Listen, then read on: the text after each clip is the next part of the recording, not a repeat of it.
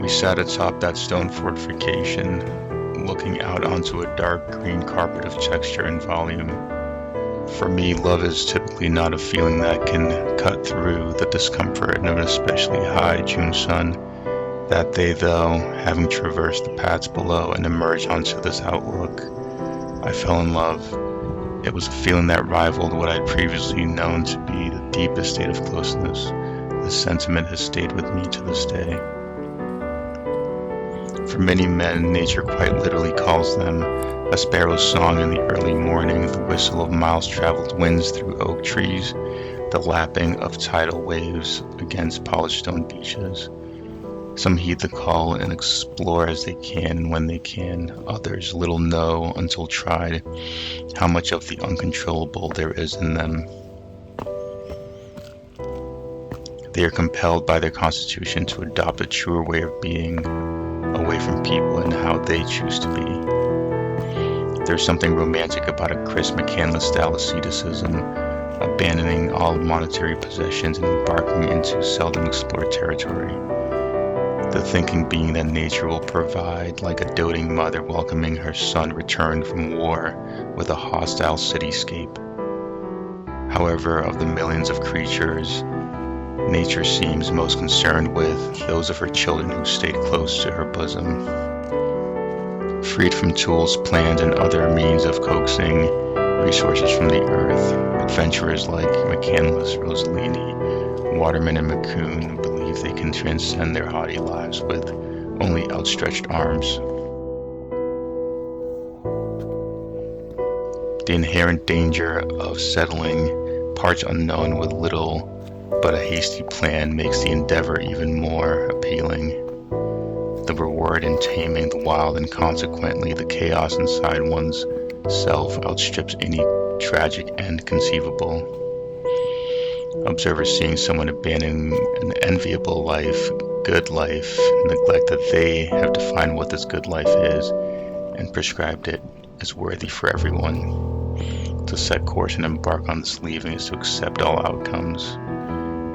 Letting go is the destination, the moment of nirvana. Understand that the body is merely the foam of a wave, the shadow of a shadow. Snap the arrows of desire and then unseen, escape the king of death and travel on. As well read as McCandless was, London, Thoreau, Tolstoy, Hemingway, the demise of obstinate anti-heroes in his favorite novels was little deterrent. Even adolescents exploring the bounds of their physical spaces and the limits of their person are loath to leave a hot kettle unmolested. Fitness mandates that we continually test our capabilities with extreme challenges, but self-examiners tend to be poor judges, often choosing the easiest and most immediate ways to access their mettle. Trials of physical, then intellectual, then emotional nature, in that order. Experienced trailblazers likely share the sentiment that the less traveled backcountry path is gold-paved when compared to the fraught, sometimes unnavigable road to interpersonal conflict resolution. Hanging from a crumbly ice ledge atop Devil's Thumb is preferable some days to making inroads with your intractable parents, posing questions to neighbors in stanzas-long poems outside of Concord, Massachusetts. Ultimately, delays obvious in hard work, real work. But as the child must feel the heat of the stove, so must we test our hypothesis. It's this surrogate mother from whom we can suckle unspoiled spring melt, nestle in monadnock bosoms, and receive unconditional love.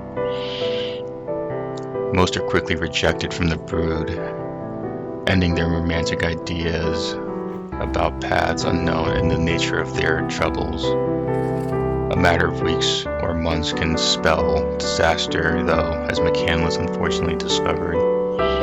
Burned by the elements, inexperience, and ultimately poor fortune, these spontaneous outdoorsmen eventually retreat for the predictability of modernity. You have to face a worse fate than the inconveniences of your life to see that the more traveled path is actually more difficult. Questions answered on this path produce a lasting effect, and danger and excitement are around each corner. However, it is in the setting out and in doing that we clarify what our questions are and redirect towards optimal solutions. Nature in the end is less maternal and more of a proven ground upon which to convulse and hallucinate and emerge with the morsels of our truths. Hopefully we make it back whole to profit from the journey.